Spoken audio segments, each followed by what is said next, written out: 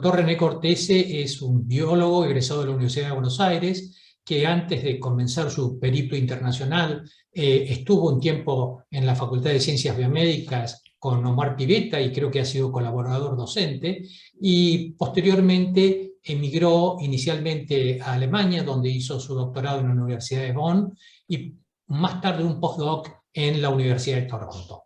Pasó por la Universidad de Chicago, donde ha trabajado mucho en epigenética, y en los últimos años está en la Universidad de Missouri, en el grupo del doctor David Gozal, que es una figura muy destacada en el mundo de la medicina del sueño, particularmente la medicina del sueño pediátrica, y quien en los últimos años ha revolucionado un poco todo el tema de la visión clásica que tenemos de la apnea de sueño, introduciéndonos en el mundo de la apnea de sueño y enfermedad oncológica, particularmente melanoma, apnea de sueño y otras enfermedades oncológicas, y la epigenética. Y justamente creo que este nuevo capítulo, en el cual René es un súper experto, es una cosa bastante revolucionaria para los médicos asistenciales, de ver cómo los factores epigenéticos digamos, se involucran en el devenir de la enfermedad, que en principio era ignorada y tomada como una expresión casi banal porque la gente ronca, y luego de escucharlo vamos a ver las importantes implicancias que tienen tanto en ciencias básicas como en la clínica. Así que René, adelante, bienvenido y muchas gracias. Bueno, muchísimas gracias a todos por venir, muchísimas gracias por la oportunidad. Realmente es un placer. Estoy acá en Argentina, así que estamos todos del mismo lado del continente, pero bueno, dadas las condiciones lo tenemos que hacer así por Zoom. Quizás la próxima vez, si hay una próxima vez, lo haremos en persona y espero que así sea. Voy a compartir la pantalla, así tengo el PowerPoint. Un segundo que esto siempre, a ver si sale. Ahí van a ver. Ahora tienen que andar. ¿Ahora se ve? Perfecto, perfecto. Perfecto. Bueno, muchísimas gracias a todos. Bueno, la charla de hoy la organicé para contarles un poco de nuestro trabajo en mecanismos epigenéticos en apnea de sueño. La agenda que puse más o menos junta es compartir un poco primero los conceptos en epigenética, para darles un poco de lo que es el background de todo lo que hacemos y cómo pensamos la ciencia, y después presentarles algo de trastornos de sueños y las comorbilidades que están asociadas, y después les voy a presentar dos trabajos en particular, datos que produjimos en los últimos años acerca de, el primero está recién publicado, recién sacado del horno, es la aceleración de la edad epigenética en la apnea de sueño.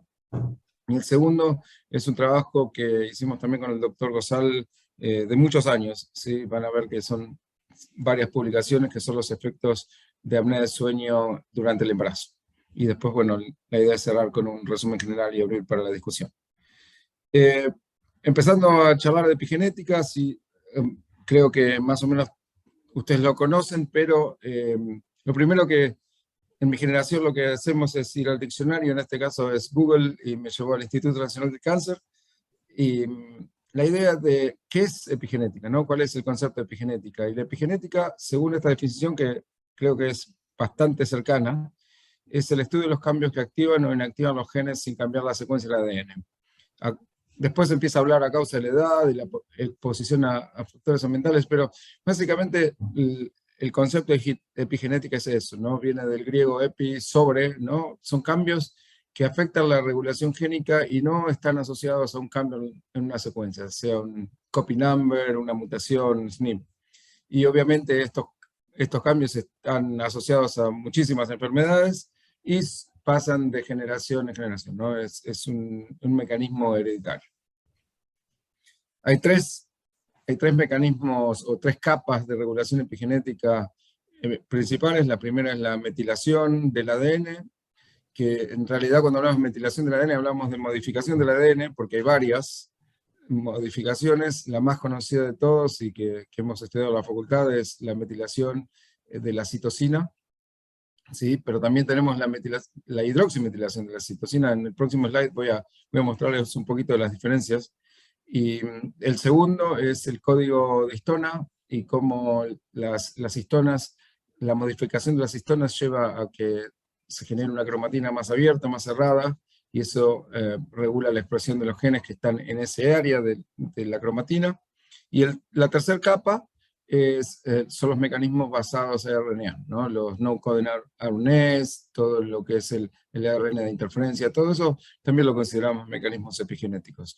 Lo principal de todo esto es que son mecanismos muy complejos y que no actúan por sí mismos. Ahora voy a un par de slides acá, los que siguen van a ser bastante simples como para entender el concepto, pero lo que me gustaría que les quede es que estas capas, estos tres mecanismos principales, están constantemente interactuando y esta interacción es tan importante como el mecanismo per se.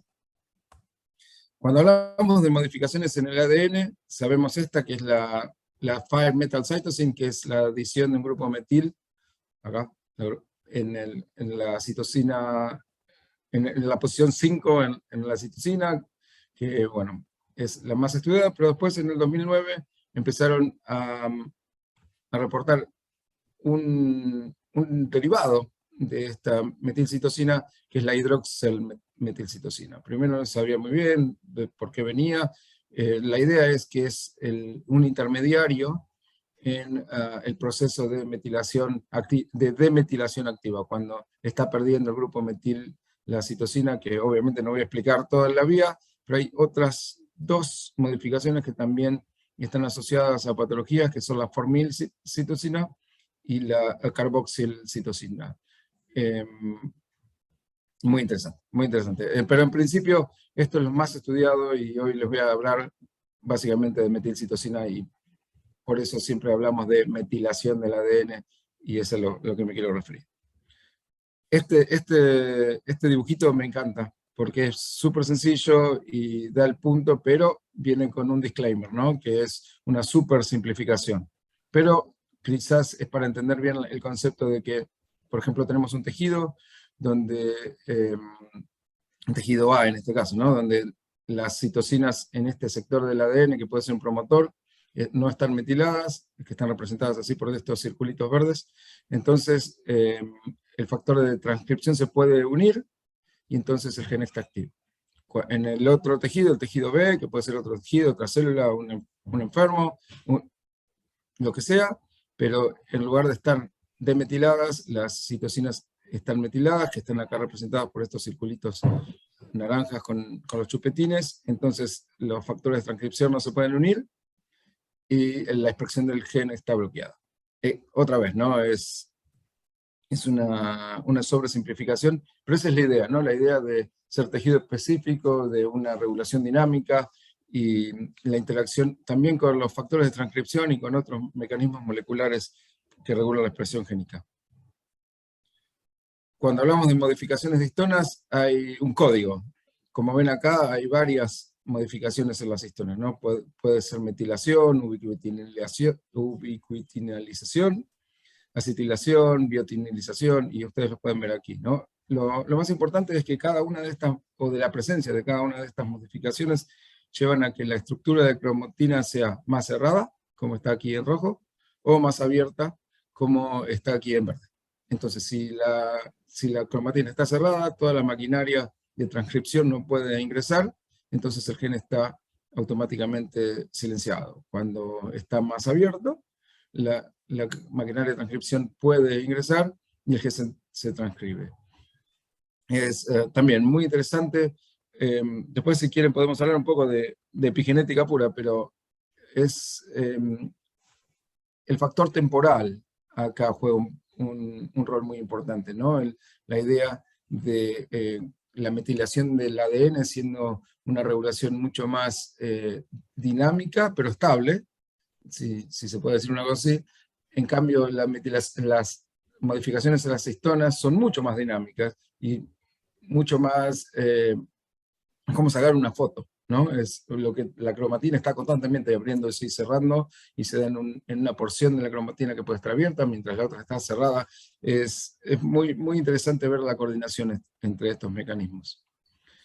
Y ahora bien, como contaba el doctor Perechiada, la idea del trastorno de sueños y las comorbilidades, que es lo que a nosotros realmente nos interesa estudiar hace bastantes años. Y bueno, me gusta mucho este póster del NIH que muestra cuál es el impacto del sueño. No es solamente, como decía el doctor Pérez Chada, el ronquido, sino que tiene un impacto en la salud, un impacto en la economía. Estamos hablando de que en los Estados Unidos hay entre 50 y 70 millones de adultos que tienen problemas de sueño, ¿sí? Que lleva un 50 billones de dólares en pérdida de productividad. Hablamos de 12 a 18 millones de adultos en los Estados Unidos que llevan apnea de sueño, y cuando no es apnea de sueño, hablamos no solamente apnea de sueño, pero tenemos 70% de estudiantes secundarios que no tienen suficiente sueño en la noche, y eso lleva a una merma en el rendimiento académico, y bueno, aquí lo ven en el póster, ¿no? Cuando hablamos de trastornos de sueños, hablamos desde el insomnio.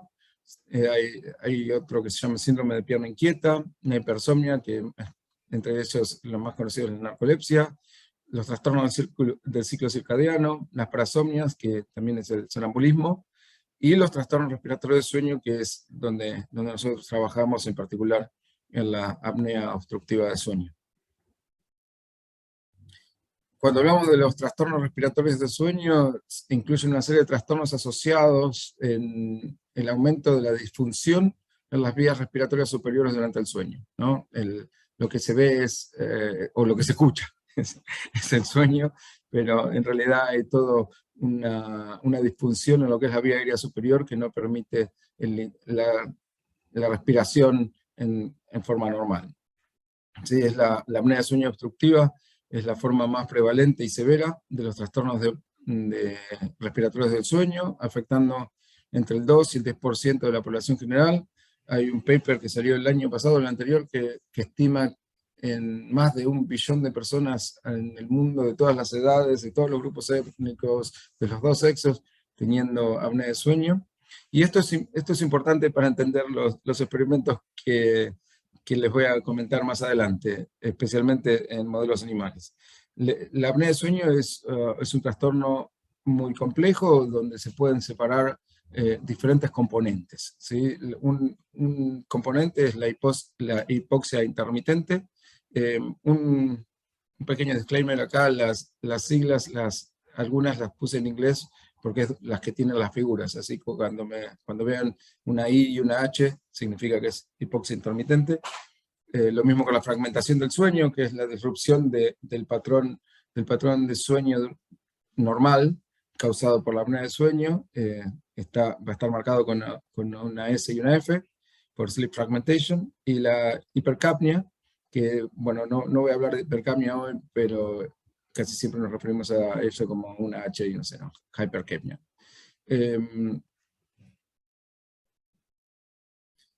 Importante, ¿sí? Que el sueño o los trastornos respiratorios del sueño, los trastornos del sueño en general, impactan a la salud, ¿sí? Obviamente un sueño pobre, una falta de sueño está relacionada a un incremento en la mortalidad, una baja en la función inmune, como dijo el doctor Pérez Chada, el grupo del doctor Gosal también demostró que hay un incremento en la agresividad en los pacientes con apnea de sueño y cáncer, problemas de salud mental, problemas cardiovasculares, obesidad, diabetes. Lo importante de todo esto es que los trastornos respiratorios del sueño afectan virtualmente a todos los órganos del cuerpo y a todos los sistemas en el cuerpo. Que bueno, aquí en este dibujito de la izquierda está más o menos representado, ¿no? Que toda la importancia de los trastornos de sueño y el impacto en las comorbilidades.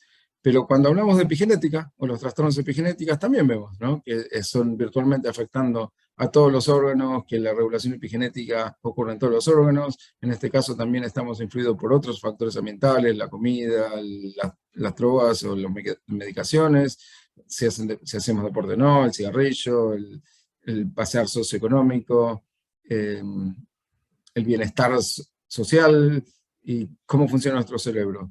Y entonces cuando surgió la posibilidad de empezar a trabajar en epigenética del sueño, para mí es como un matrimonio hecho en el cielo, ¿no? Un perfecto, un match perfecto. Así que realmente es un campo nuevo, muy interesante, que tiene todavía muchas posibilidades y cada cosa que descubrimos es súper, súper interesante y nos interesa mucho seguir. Para empezar, les voy a comentar, como les dije, estos resultados de la aceleración de la edad epigenética en la apnea del sueño. El envejecimiento biológico es un proceso fisiológico muy complejo y está relacionado con un aumento en la mortalidad y en la morbilidad. Si hablamos con gente que no trabaja en ciencia, lo más común es decir, tenés 50 años pero pareces de 45, o el otro caso, ¿no? Que tenés 50 años y pareces de 65, ¿no? ¿Por qué es eso? ¿No? La idea es que durante el envejecimiento ocurre una acumulación de cambios epigenéticos y simplemente podemos decir esta cuenta, ¿no? Esta resta, ¿no? De decir, okay, ¿cuál vendría a ser la edad epigenética comparada con la edad cronológica? Y podemos decir, ok, hay una aceleración de tantos años. Es un poquito más complejo, pero ese es el concepto. Ahora vamos a ver en un segundo, creo que es el próximo slide, un poco hablar de la aceleración. Pero bueno, lo que sí sabemos es que hay un montón de factores como una dieta sana, ejercicio que va a llevar a una desaceleración de la edad epigenética o de la edad biológica, y hay otros factores que van a estar también relacionados a una aceleración, ¿no? Como la presencia del cáncer, enfermedades neurodegenerativas, síndromes metabólicos, estrés, infecciones. Así que la idea, ¿sí? La idea de reloj epigenético viene principalmente, uno de los primeros, o el pionero fue el Dr. Horvath, que está en la Universidad de San Francisco, en el sur de California, que la idea es mirar o medir la metilación de posiciones particulares de la citosina metilada en diferentes genes que pueden estar relacionados o no, pero están asociados a esta variación de la edad biológica con la edad, con la edad cronológica. Muy importante, sí, es que la variación de la edad epigenética puede ser sistémica o tejido específico. Hay enfermedades o trastornos donde la aceleración o desaceleración de la edad biológica ocurre solamente en un tejido, ¿sí? Puede ser el cerebro, el corazón, los pulmones. Y en otros casos es una aceleración sistémica, que generalmente se mide en sangre, ¿sí? Entonces, la idea es medir estos loci donde nosotros sabemos que ocurre la metilación. Cada investigador, o hay diferentes tipos de relojes, ¿no? Tenemos el reloj de Horvath, de Levine, donde son diferentes el número de loci que se están midiendo y diferentes aplicaciones en diferentes tejidos. Por ejemplo, el reloj de Horvath es en todos los tejidos, este reloj de Levine es solamente para sangre, y así ustedes los están viendo. Y también importante es que esta aplicación que tenemos en los seres humanos, tenemos equivalente viendo los ortólogos, lo vemos también en ratón y también hay en otras especies. A ver, vamos a seguir. Cuando empezamos con este trabajo, nuestra hipótesis fue que los pacientes que tienen apnea de sueño van a presentar una aceleración de la edad epigenética sistémica, o sea, vamos a medir en sangre de estos pacientes, cuando los comparamos a controles que no tienen apnea de sueño, y la adhesión al tratamiento de la apnea de sueño, que el tratamiento principal en adultos de la apnea de sueño es el CPAP, que es la presión de aire continuo, va a llevar a una desaceleración de la edad biológica basada en estos cambios epigenéticos y obviamente no en los controles. El diseño del estudio, este es un estudio que hicimos en colaboración con la Universidad de Zaragoza en España, donde los pacientes fueron reclutados y tuvieron un primer diagnóstico de apnea de sueño por polisomnografía.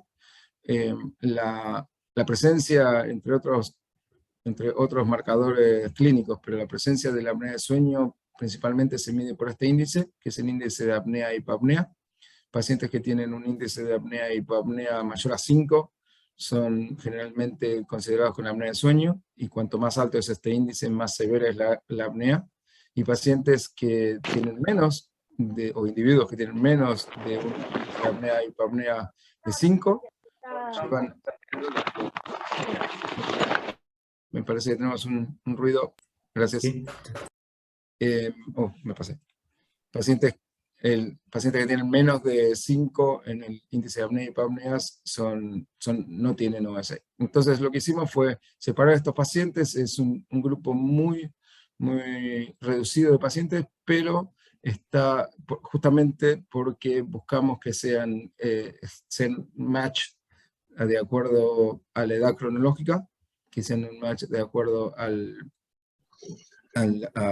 la masa, el body mass index, ¿no? A la masa del cuerpo. Si son pacientes que no son obesos, lo cual es una comorbilidad siempre o muy presente en la apnea de sueño, y que están equilibrados entre varones y mujeres, ¿no? Y cuando hablamos de los pacientes que están en el grupo de apnea de sueño, ¿sí?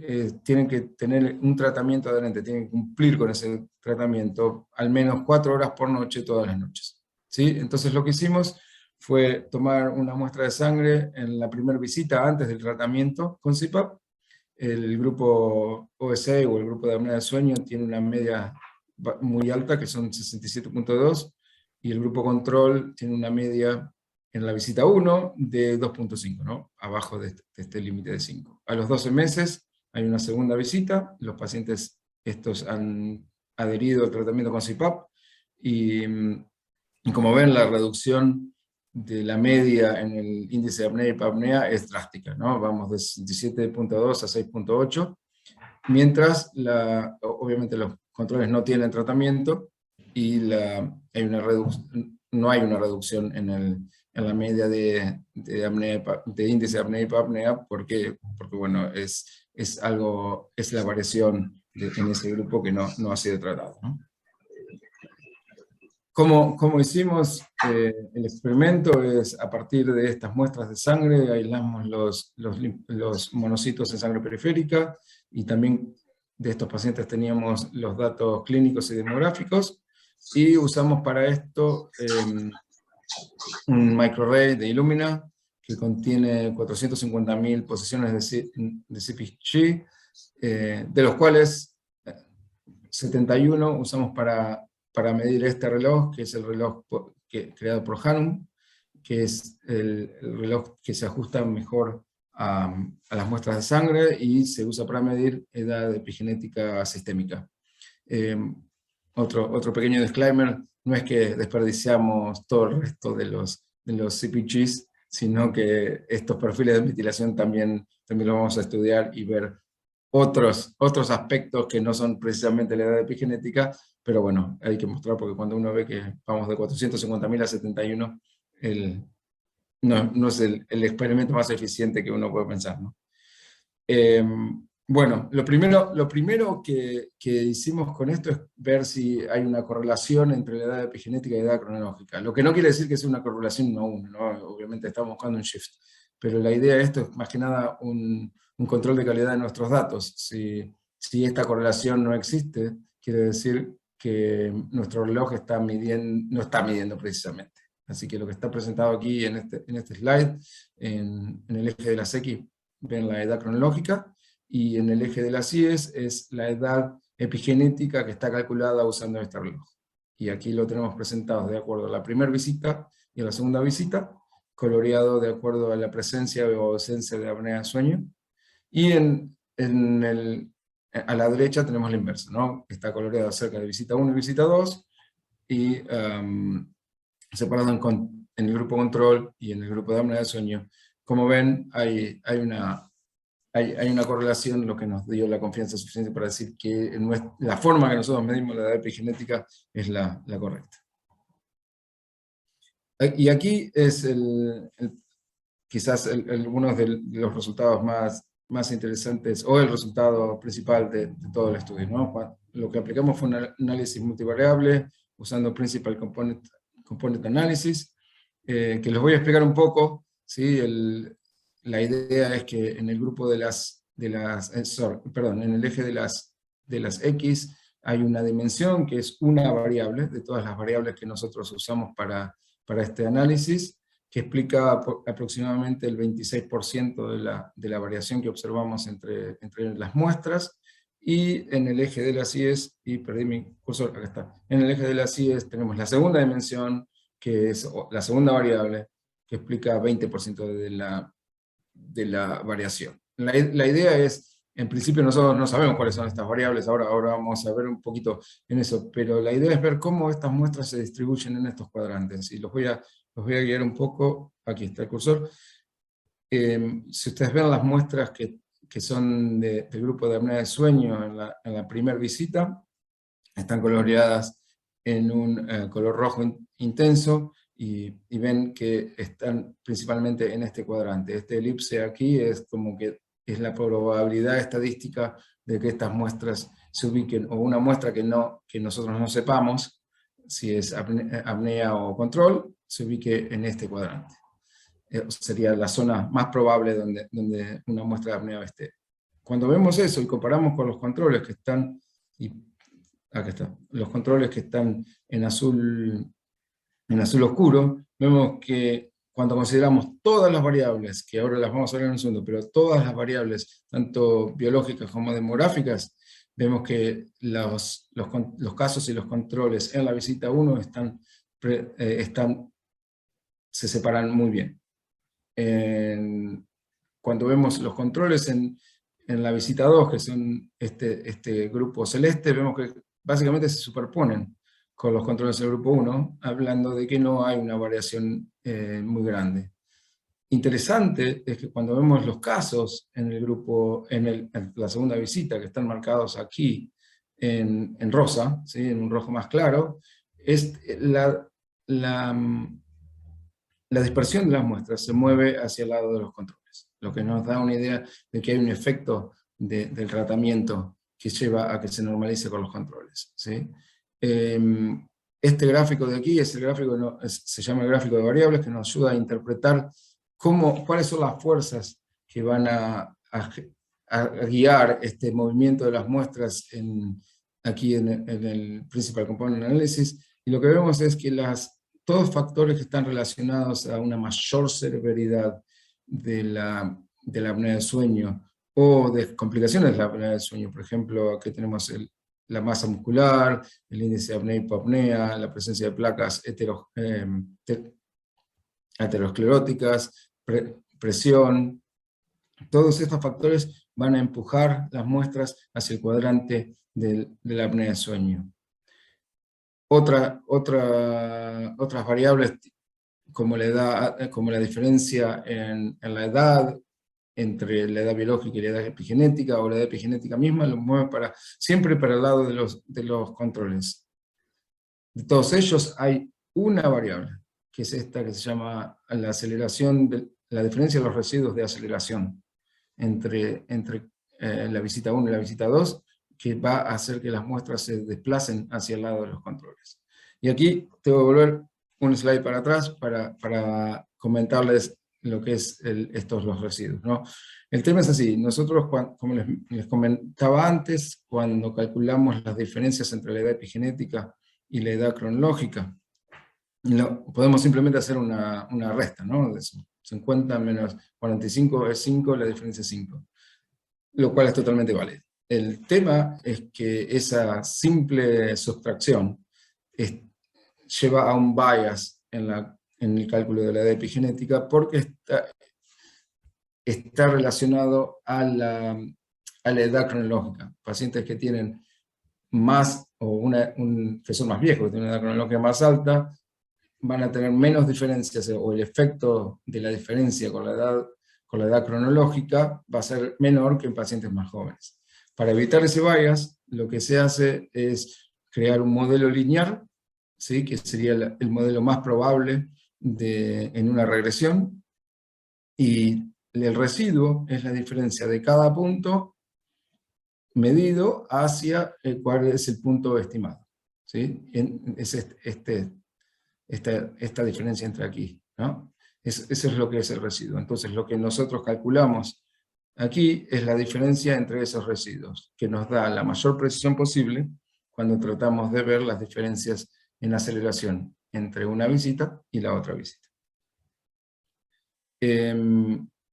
Entonces lo que hicimos después es volver a repetir este análisis multivariable, pero esta vez usando solamente esta diferencia entre los residuos de aceleración entre las dos visitas como el output de nuestro reloj epigenético. Y aquí ven cómo se separan perfectamente las muestras, el efecto es mucho más claro, ¿sí? Aquí vemos los casos, los controles en visita 1 y los controles en visita 2 prácticamente superpuestos, y cómo hay un claro desplazamiento de los casos en la visita 2 hacia la posición de los controles. Cuando ponemos un número y comparamos las medias, vemos que aquí hay una desaceleración, ¿sí? La media es aproximadamente 1 en la diferencia en estos residuos, mientras los controles mantienen su ritmo de aceleración epigenética normal. Y cuando tratamos de cuantificar cuánto es esa variación, vemos que la variación, el coeficiente de variación entre la visita 1 y la visita 2 en los casos es mucho menor que en los controles, ¿no? Aquí estamos hablando de un 62% versus un 5%.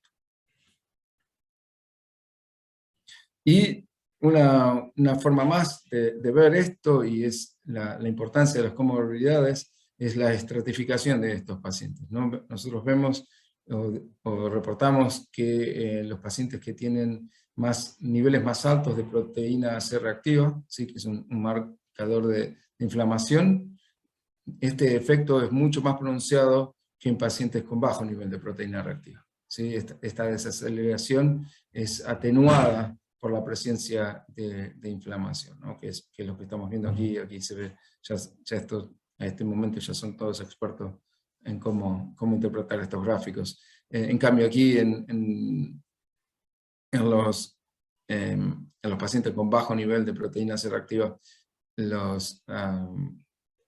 la definición no es para nada clara, ¿no? Para cerrar esta parte de la charla, los pequeños take-home messages, la idea es que los pacientes con apnea de sueño muestran una mayor aceleración de la epigenética sistémica cuando los comparamos a los controles. La adherencia al tratamiento con CPAP, siendo 4 horas por noche solo en un año, lleva a una notable desaceleración de esa epigenética, ¿sí?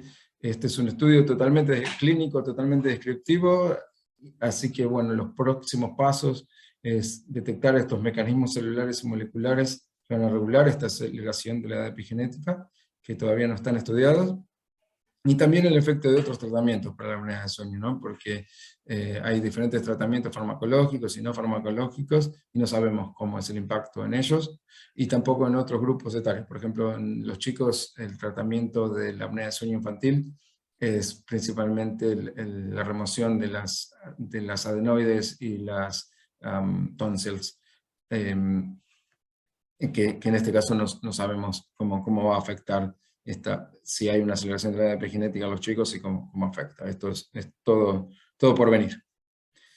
El segundo grupo de experimentos que les quería comentar es el trastorno de sueño, el impacto de los trastornos de sueño durante la gestación y la relevancia de los mecanismos epigenéticos.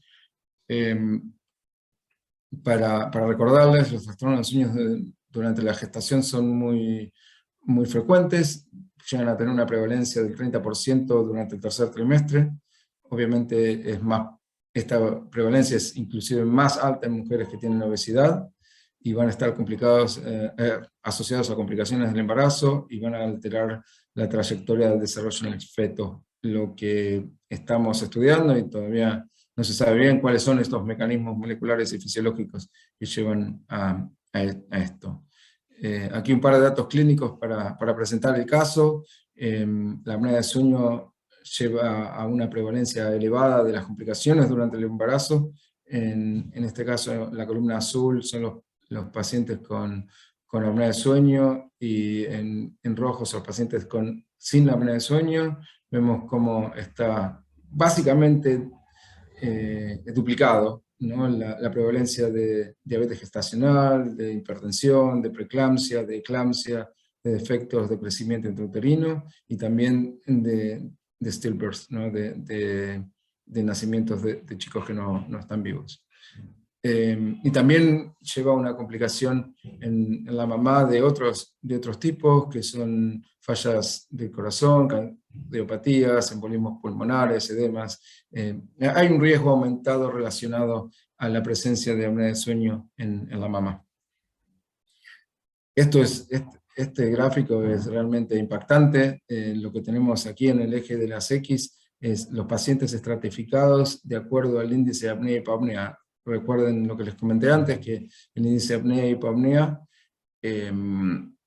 cuanto más alto es, más severa es la apnea de sueño, y esta es la proporción de nacidos vivos que son pequeños para la edad gestacional, ¿no? Y entonces vemos una correlación casi perfecta con la severidad de la apnea de sueño.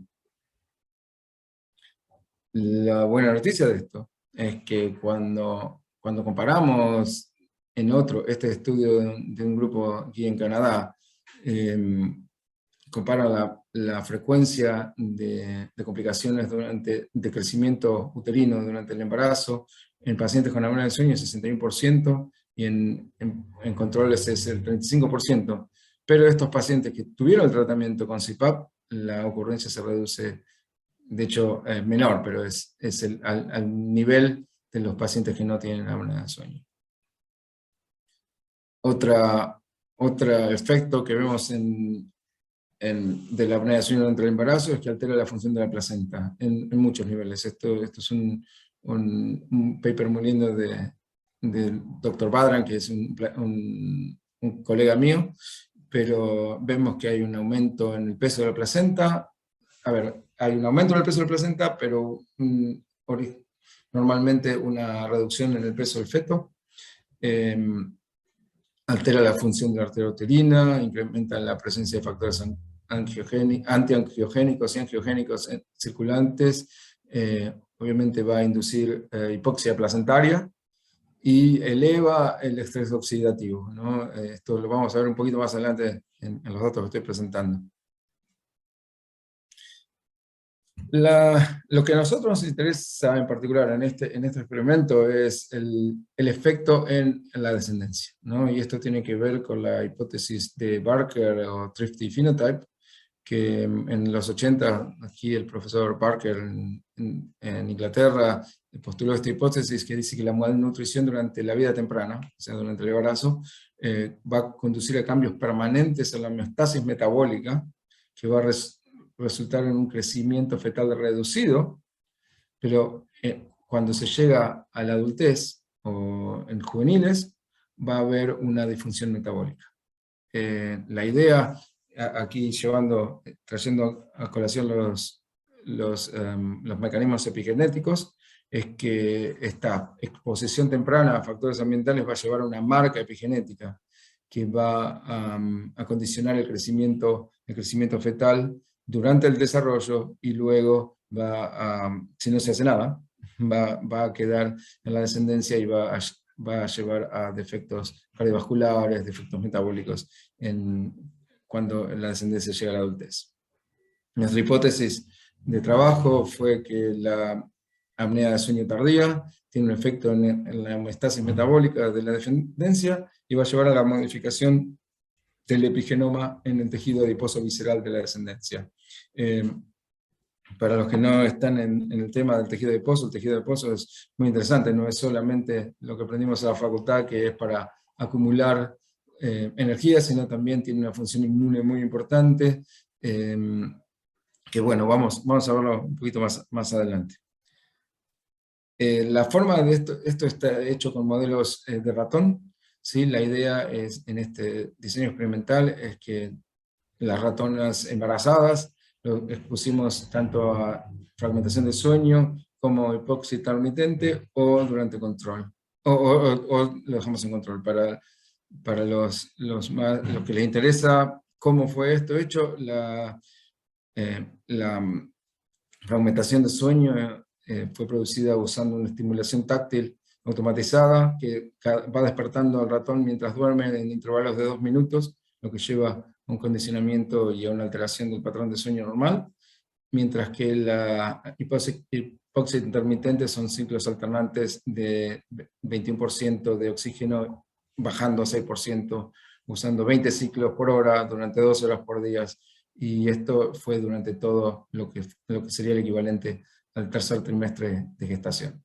Una vez que los ratones nacieron, los separamos de la mamá y ya no están más expuestos ni a fragmentación de sueño ni a hipoxia intermitente. Estos ratones crecen su vida normal hasta que son 24 semanas, hasta que es el equivalente en ratón de un adulto joven, y donde los ratones son sacrificados y tomamos las muestras de tejido adiposo.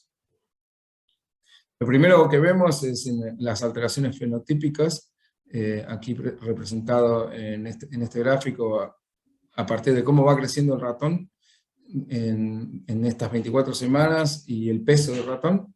Vemos que hay un incremento en el peso de los dos, en la fragmentación de sueño y la hipoxia intermitente.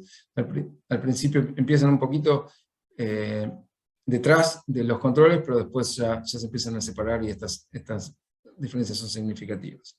Y también vemos un incremento en la masa de una acumulación de grasa, ¿no? En la masa de grasa, tanto visceral como subcutánea, más en el tejido visceral que en el subcutáneo, en los dos, ¿no? En la fragmentación de sueño y en la hipoxia intermitente. Y también vemos una alteración muy clara en los parámetros metabólicos. Aquí están representados como cuánto varían de los controles. Vemos un incremento en los triglicéridos, en el colesterol y en los valores de resistencia a la insulina, en el modelo HOMA, que puede llegar hasta el 51% en la fragmentación de sueño. A ver, si tomamos todos estos puntos, realmente son parámetros, todo, ¿no? La acumulación de grasa, la alteración de parámetros metabólicos y el incremento en el peso corporal son parámetros claros de una alteración metabólica. La forma que medimos esto, tomamos los ratones a las 24 semanas, como les comenté, en cada grupo, 8 ratones por grupo, y la tecnología que usamos es llamada MIDEP-CHIP, que es una inmunoprecipitación de la cromatina usando un anticuerpo, perdón, que está dirigido a la citosina metilada. Entonces esto después lo hibridizamos a un array, en este caso usamos un array de Affymetrix que contiene 4,6 millones de oligos, que básicamente cubre todos los promotores de todos los genes en el genoma del ratón, que desde 6 kilobases upstream, desde el inicio de transcripción, hasta 2,5 kilobases downstream. Y bueno, verificamos esto en una muestra independiente en genes candidatos que tomamos de este experimento usando Real-Time PCR. Esto es importante para entender un poco cómo leemos estos datos, ¿no? Nosotros hablamos de regiones de metilación diferencial y usamos este algoritmo que se llama MIT, que es el Model Based Analysis of Talent Arrays, que la idea es un modelado de vuelta por una regresión lineal de la intensidad de cada uno de los oligos que están en el microarray, pero están localizados adyacentes en el genoma. Y este modelo lo que considera es los efectos sistemáticos en la hibridización del microarray, y es el mejor modelo para identificar covariaciones y presencia de artefactos, ¿no? Pragmáticamente, nosotros podemos leer que estos scores, ¿no? El score que tenemos de cada muestra nos va a representar tanto a nivel de cada uno de los locus, o a nivel adyacente podemos decir cuál es una extensión que puede ser 500 pares de bases, 1000 pares de bases, donde la metilación de posiciones de CPG adyacentes comparten el mismo tipo de metilación. Esto es para resumir las diferencias de metilación que encontramos. Cuando comparamos los de hipoxia intermitente contra los controles, encontramos arriba de 2000 regiones de metilación diferencial de los dos, ¿no? Tanto como incrementada como reducida, y estas 2000 regiones están asociadas aproximadamente a 700 genes. También lo mismo, ¿no? Cuando comparamos aquellos que estuvieron expuestos a fragmentación de sueño durante el embarazo y lo comparamos con controles, es superior a 1500 regiones de metilación diferencial, que están asociados a 1400 genes. Y esto es importante, lo vamos a ver luego, es cuando comparamos los dos mecanismos, ¿no? Y vemos que inclusive entre los dos mecanismos que son parte de la apnea de sueño gestacional, detectamos aproximadamente 1200 regiones de metilación diferencial que están asociadas a más de 500 genes. Una cosa que nos interesa es ver cuáles son los mecanismos que están asociados a esto. Para eso usamos un método bioinformático en donde comparamos la lista de genes con pathways que son conocidos, y aquí vemos que tanto cuando es una metilación elevada en la fragmentación del sueño, como en hipoxia intermitente, vemos que hay dos mecanismos principales que están representados. Primero son metabolismos de lípidos y glucosa, receptores de insulina, y por el otro lado son asociados con la respuesta inmune. Esta es la verificación en este gen, el gen PPAR-gamma, que es el gen que codifica para uno de los receptores asociados a peroxisoma, que es una molécula clave en estos dos mecanismos, tanto en el metabolismo de lípidos como en la respuesta inmune en el tejido adiposo. Cuando hicimos MEDIP encontramos genes de interés en este gen, y aquí vemos cómo están los resultados en azul, corresponden a lo que leímos en el microarray, perdón, a los controles, y aquí vemos los cambios o el aumento en fragmentación de sueño y en hipoxia intermitente gestacional, ¿no? En todos casos vemos que hay un aumento significativo cuando comparamos cada uno de los casos y los controles. Muy interesante es cuando empezamos a ver las diferencias entre estos dos mecanismos, ¿no? Entre la descendencia de las ratonas cuando estaban expuestas a fragmentación de sueño y hipoxia intermitente. Vemos que hay 162 genes que están en común, y obviamente cuando hacemos nuestro análisis informático vemos que los mecanismos que están sobre representados en este caso son el metabolismo de lípido y respuesta inflamatoria, ¿no? Pero esta superposición es significativamente más alta que solamente por azar. Pero también interesante es cuál es el resto de los otros genes, ¿no? Que no se superponen, y cuáles son los mecanismos que están asociados a ellos. Y esto es lo que está representado en este slide, que es muy interesante, porque los genes que están epigenéticamente regulados a la descendencia de la fragmentación de sueño gestacional van a estar más asociados al metabolismo de lípidos y glucosa. Acá está representado un pathway del PKC. Y en cambio, los que están sobre representados en la hipoxia intermitente son aquellos que están relacionados con cascadas inflamatorias y de proliferación celular. Para resumir esta parte, y ya para cerrar la charla, y recordarles que la apnea de sueño gestacional tiene una alta prevalencia en la última etapa del embarazo, principalmente en el tercer trimestre, está asociada con complicaciones obstétricas, está asociado con una malfunción de la placenta, y principalmente, que es lo que les mostré, es que está asociado a efectos detrimentales que van a manifestarse como disfunciones metabólicas en la descendencia cuando sean adultos. Otra cosa que demostramos fue que la regulación epigenética juega un rol clave en estas vías moleculares, y quizás esto último que les demostré es que estos dos componentes, ¿no? Tenemos la apnea de sueño, y los dos componentes llevan a un fenotipo similar, ¿sí? Un fenotipo que está alterado en el metabolismo, pero cuando empezamos a ver las vías las vías moleculares que están diferencialmente reguladas a través de la epigenética, son diferentes, ¿no? Una es que es muy interesante, ¿no? Que habla un poco de lo preciso y lo elegante de la regulación epigenética, y también nos abre una nueva línea de investigación acerca de cómo puede ser un tratamiento personalizado de estas enfermedades, para justamente trabajar en los mecanismos que realmente están afectados y no los otros.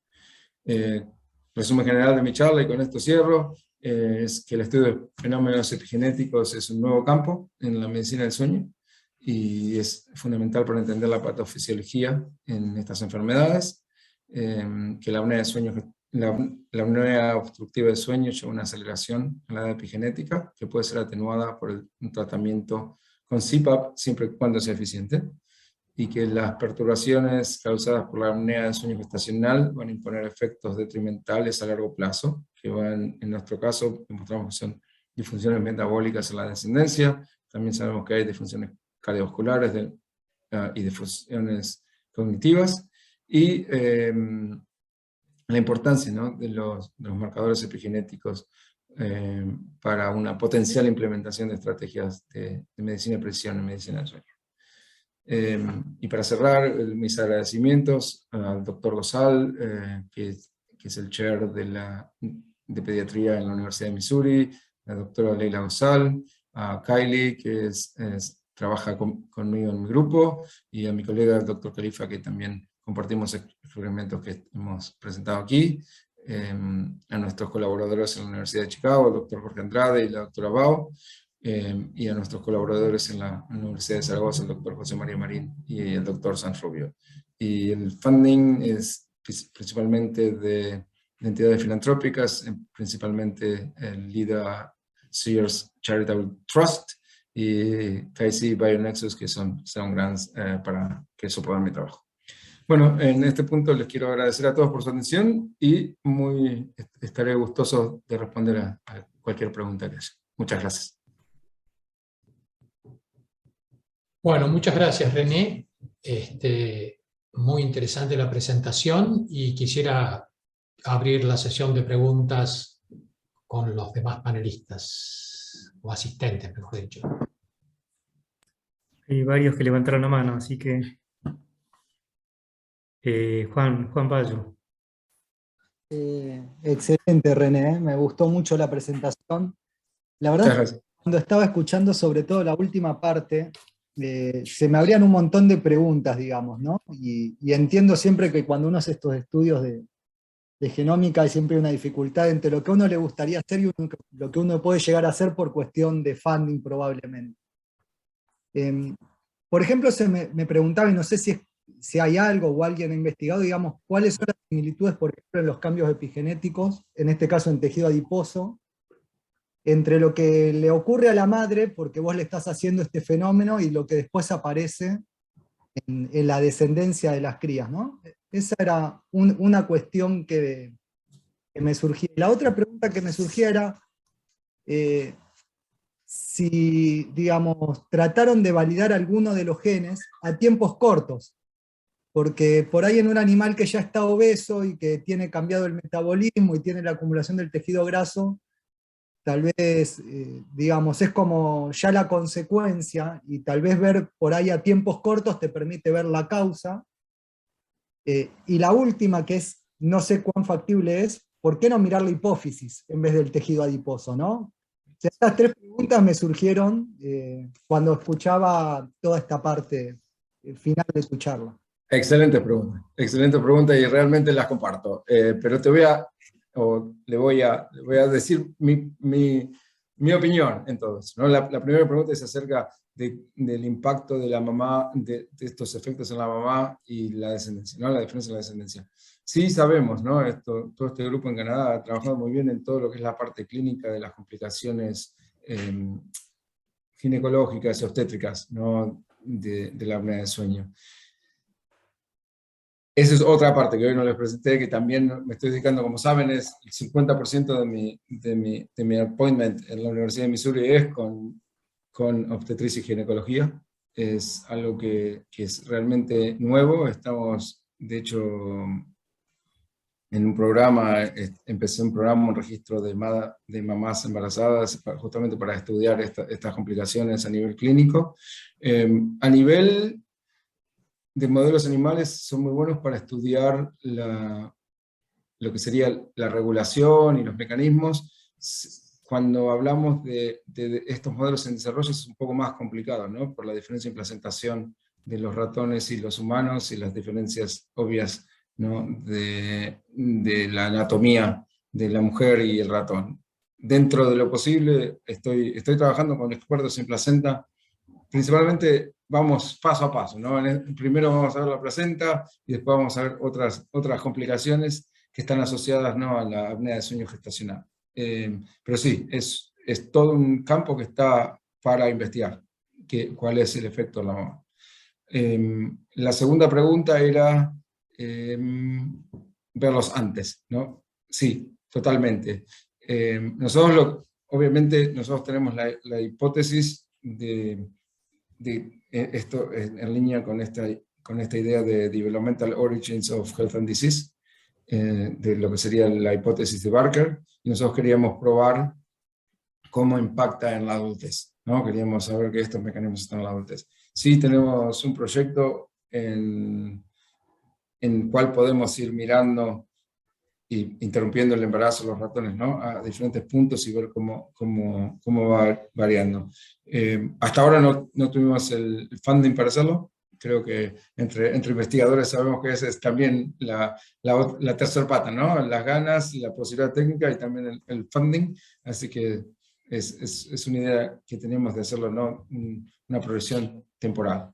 Y la hipófisis, sí, nosotros tuvimos que elegir un tejido, ¿no? Un tejido que en este caso, por toda la alteración metabólica que vimos, ¿no? Fue el tejido graso, pero sí, podemos ver en la hipófisis varias formas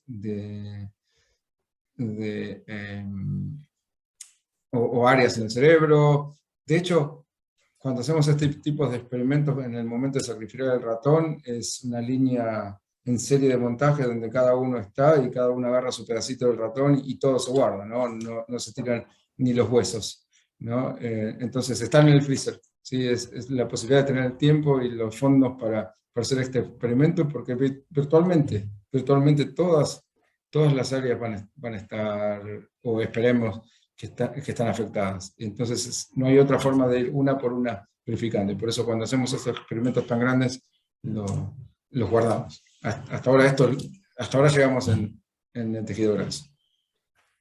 Una más. ¿Hay diferencias entre hembras y machos? Sí, y hay un paper de mi colaborador que está ahí, doctor Khalifa, que justamente explica estas diferencias entre hembras y machos. Sí. Muchas gracias. No, por favor. Bueno, Marcelo Villar también está con las manos levantadas. A ver, ¿qué tal? Bueno, muchísimas gracias. Un seminario realmente completo y muy impactante en cuanto a cantidad de resultados también. Ahora, siendo un absoluto desconocedor del tema, ¿no? Y un poco en la línea de las cosas que preguntaba Juan. A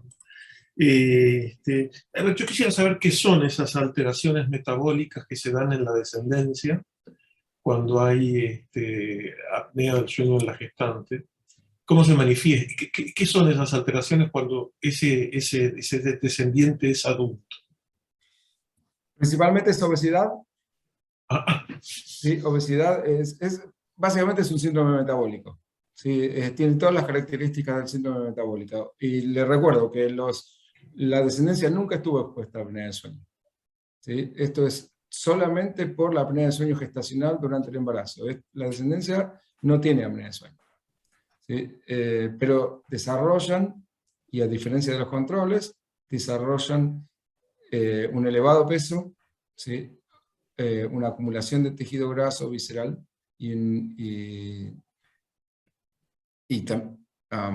sí, tejido graso, y después todos los parámetros bioquímicos están alterados, ¿no? Acumulación de colesterol, triglicéridos y de resistencia a la insulina.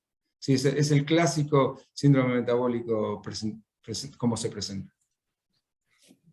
y luego, sí, yo no sé si la hipófisis, pero yo iría a mirar a los núcleos del RAFE, miraría en el tronco encefálico reguladores del sueño, miraría locus coeruleus, miraría el sistema catecolinérgico, ¿no? Reguladores del sueño en el sistema nervioso, si es posible hacerlo. Sí, sí, por supuesto, por supuesto. A ver, si no puedo decir en este momento en qué tejido va a estar más afectado que en el otro, o en qué parte del tejido va a estar afectado más que en el otro, pero sí, es totalmente válido, sí. Bien. Y puedo hacer una pregunta que no tiene nada que ver con este seminario, pero sí para expertos de sueño, ¿no? Nosotros hacemos dolor, y mi pregunta es si hay alguna evidencia o algún grupo estudiando relaciones entre alteraciones de sueño y percepción de dolor, cosa que uno podría imaginarse de alguna manera. Doctor Pérez Chada, ¿quiere Yo responder? no recuerdo ningún paper en particular porque no es algo que yo lea, pero es un buen estímulo para hacerlo, Marcelo.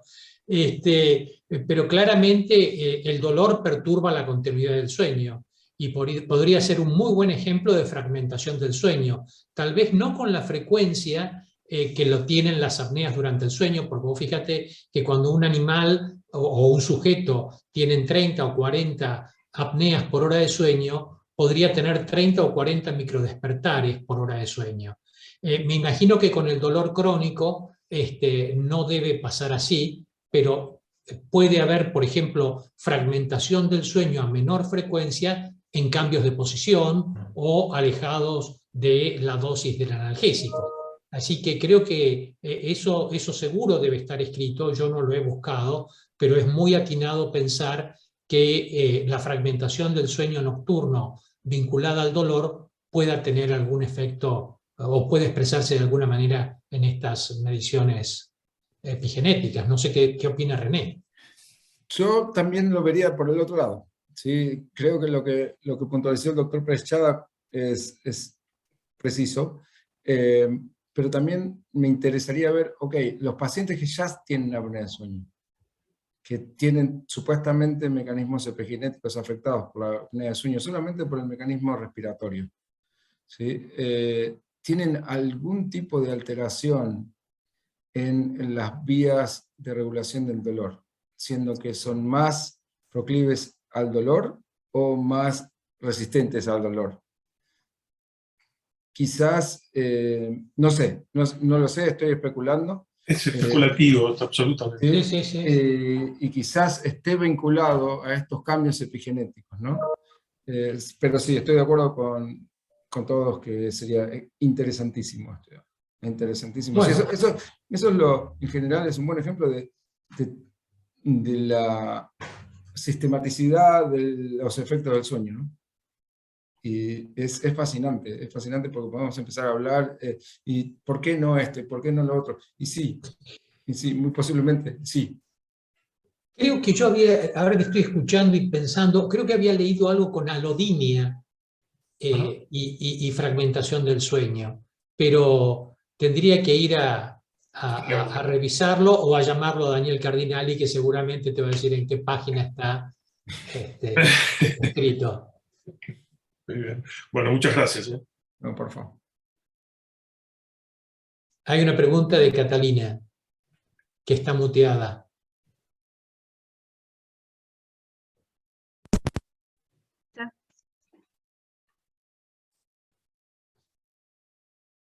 ¿Ahí se escucha? Ahora Sí. sí. Ahora sí, tengo un problema con los auriculares, cada vez que tengo los auriculares no se escucha bien. Excelente presentación, René, muchísimas gracias, súper interesante. Tengo una pregunta y una consulta de qué es lo que se sabe, que seguramente va a haber trabajos publicados, pero yo no lo sé. La pregunta es si la epigenética es tejido específica. ¿Por qué era tan exacto medir la edad epigenética a partir de sangre solamente? ¿No sería más correcto tratar de estudiar qué pasa en distintos órganos y con eso llegar a armar una edad epigenética digamos, del paciente? Sí, sí, la respuesta corta es sí. Sí, tiene razón. Obviamente la idea de ver una aceleración de la edad sistémica tiene que ver con la posibilidad de convertir esto en un marcador molecular, ¿no? Algo que se pueda tomar una muestra de un paciente y basado en la aceleración o no aceleración, se puede predecir la presencia o la severidad de la apnea del sueño, la presencia de una comorbilidad o el monitorear el efecto del tratamiento. ¿Sí? Esa es la ventaja que tiene de trabajar en sangre. Cuando hablamos de mecanismos, y sí, la metilación del ADN es tejido específico y todos los mecanismos epigenéticos son tejidos específicos, si vamos a investigar los mecanismos y vamos a tratar de hacer una terapéutica dirigida a esos mecanismos, hay que verlos en forma de tejido específico.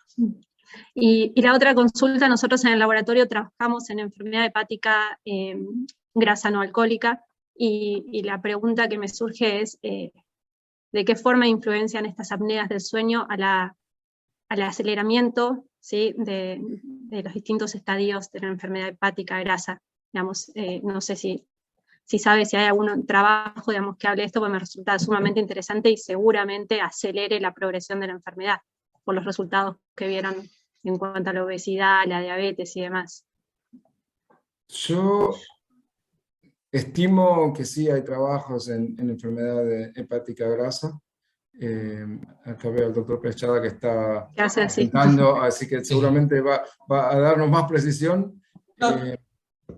No sé si más precisión, pero creo haber leído algún trabajo sobre el valor del seguimiento ecográfico de la esteatosis hepática en pacientes con apnea de sueño. Lo que pasa es que hay que depurar lo que es el síndrome metabólico, que podría per se generar esteatosis hepática, ¿verdad? Y la asociación de síndrome metabólico y apnea de sueño es muy fuerte. Sí, entiendo, es una causa-consecuencia, esto en definitiva. Claro. También síndrome metabólico, también la obesidad a su vez va a influenciar la apnea del sueño. Entonces uno no sabe por dónde empieza y dónde termina. Que la obesidad es un factor de riesgo para apnea de sueño, eso es indiscutible, y que el descenso de peso favorece la reducción del índice de apnea y hipoapnea, y por eso se piensa en la cirugía bariátrica como una cirugía metabólica que tiene un impacto muy importante también en la reducción del índice de apnea, eso está. Pero me parece que tu pregunta nos abre la posibilidad de hacer una cosa integrativa entre nuestros pacientes con apnea de sueño y ver cuántos pueden tener esteatosis y estudiarlos y hacer cosas. ¿De qué forma la apnea de sueño acelera la progresión de la enfermedad? Muy interesante. Bueno, muchísimas gracias. Lo que sí, respecto a la aceleración de la edad epigenética en esos pacientes, sí estoy 99% seguro que no se ha hecho todavía. Sería muy interesante también ver eso en esos pacientes en particular, cómo se afecta la aceleración de la edad epigenética y si la aceleración de la edad epigenética tiene algún valor como biomarcador también para pronóstico o predictivo en estos pacientes. Te has comprometido, René. Sí, ya seguiremos en comunicación. Ya está. Entonces. A mí me encanta, a mí me encanta venir aquí a Argentina. Bueno, tendrás que hablar con la señora Leda Sears, a ver si nos ayuda. Muchas gracias. No, por favor. Hay otra pregunta de Juan. Sí, yo tengo una más. En realidad me preguntaba, recién mirando y algo por un poco de interés personal, digamos, cuando vos haces el modelo Murino para asimilar, digamos, para hacer algo equivalente a una apnea de sueño, lo que haces es, bueno, hacer que los ratones tengan una menor tensión de oxígeno finalmente en esa atmósfera. Y me preguntaba si esto genera cambios adaptativos, como por ejemplo genera cambios adaptativos la altura, ¿no? Una persona que vive, no sé, a 3.000 metros, que no es algo, una locura, y obviamente entiendo que en general los pueblos originarios de esos lugares de 3.000 altura tienen adaptaciones, pero tal vez una persona occidental que vive en el llano va ahí y no lo tiene. Digamos, no sé si se entiende un poco Sí. por dónde va la idea de la pregunta, si hay similitudes o si hay procesos adaptativos que se dan, o no se dan porque son apneas y son, digamos, un proceso interrumpido, digamos. Sí. René, es una pregunta de un escalador, eso voy a aclarar. Está bien, ok. Qué lindo ser escalador, primero. Muy buen deporte. Segundo, sí, hay una relación. Lo que sí hay que diferenciar cuando hablamos de esto en el modelo Murino, ¿no? Yo voy a hablar un poco del modelo Murino. Sé que hay muchos estudios de altura. Hay un grupo muy fuerte en Perú trabajando en ese área, grupos muy fuertes que van a Nepal a trabajar con las poblaciones de altura. Es algo que se hace constante y sí, el mecanismo adaptativo está. En el modelo Murino hay que diferenciar lo que nosotros diferenciamos entre lo que es la hipoxia aguda y la hipoxia crónica. ¿Sí? En un momento sí se genera la adaptación. Sí, obviamente se genera la adaptación y hay otro paper que publicamos creo en el 2017 que llega a un momento donde vos podés tratar a los pacientes que ya están adaptados. ¿Sí? Y el CPAP es menos eficiente. Y esto tiene que ver en la epigenética con la plasticidad del mecanismo epigenético, ¿no? No es una cosa elástica, dinámica, que se cambia y vuelve constantemente, sino que una vez que llega un momento que toma una forma, es como moldear con plastilina, ¿no? Ya toma una forma y va a quedar así. Ese es el concepto y creo que lo que nosotros evitamos es justamente esto cuando queremos, ¿no? A veces vos querés que sea una hipoxia crónica, pero es también salir de estos mecanismos adaptativos. Y principalmente el tercer trimestre de un ratón son 6 semanas, ¿no? O menos, ¿no? Esa es la maravilla de usar el modelo de ratón en todo este experimento, porque acorta los tiempos de una manera, ¿no? Un ratón adulto es 24 semanas y si no tendríamos que esperar 30 años para hacerlo en humano. Los tiempos se acortan de una manera significativa. Pero sí, hay una diferencia entre lo que es la hipoxia intermitente y la sostenida y la hipoxia intermitente crónica. Gracias. Bueno, la adaptación a la hipoxia crónica es mucho menos proinflamatoria, digamos, que la hipoxia intermitente, porque la hipoxia intermitente genera mecanismos de óxido-reducción, digamos, mucho más importantes, con mucho más impacto endotelial, sistémico y proinflamatorio, ¿no? Exactamente. Hipoxia reoxigenación. Exactamente. Yo creo que desde el 2017 ese de Red Journal que publicamos con el doctor González y el doctor Califa, un paper justamente de lo que usted, doctor Perchada, está diciendo. Y cómo se alteran los mecanismos epigenéticos en la hipoxia sostenida y la hipoxia crónica. Si quiere después lo compartimos. Con todo gusto. Bueno, si no hay más preguntas, y considerando que todos tenemos trabajo, le agradecemos mucho a René por su presentación y yo estoy muy agradecido que me hayan permitido participar en este grupo tan distinguido de investigadores de la universidad. Muchísimas gracias. El agradecido soy yo. Tienen mi contacto y bueno, contento de poder verlos y seguir charlando también si es necesario. Muchísimas Muy gracias. bien. Muchas Hasta gracias. pronto. Gracias. Chau, chau. Muchas Chao, gracias. chao. Chao.